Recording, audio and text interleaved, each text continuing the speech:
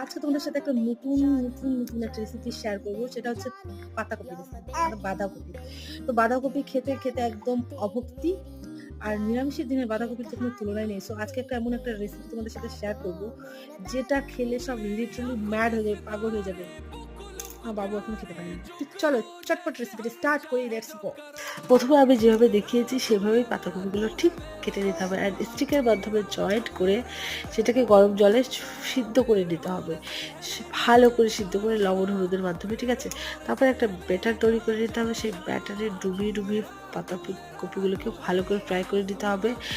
Fry করে নেওয়ার পর যে বাকি তেলটা, অবশিষ্ট তেলটা কড়াইতে থেকে যাবে, তার মধ্যে আমি জিরে তেজপাতা ফোড়ন দিয়ে দেবো, আর আলু আর সব নিরামিষ মশলাগুলো আমি এখানে দিয়ে ভালো করে কষিয়ে জল দিয়ে দেবো, কাঁচা লঙ্কা দেবো, আর তোমাদের টেস্ট অনুযায়ী ঘি গরম মশলা দিয়ে নামিয়ে দেবে। কি হয়েছে তোমার? সত্যি আমার এত ঠান্ডা লাগছে, কথা বলতে পারছি না।